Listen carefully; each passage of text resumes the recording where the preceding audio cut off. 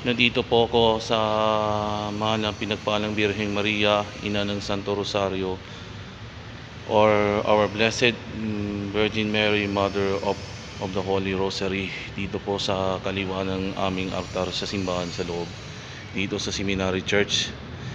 At pagkaraan po ng mga 3 years, simula mga noong 2020, 2020, 2021, 2021, 2022, 2022 at ngayon 2023, 2023. Mga 3 taon po nung nahinto po ako ng dasalin ng Santo Rosario ni Inang Maria sa October dahil sa bantanagan ng hawaan ng pandemya sa COVID-19 na wag mo na akong tumuloy.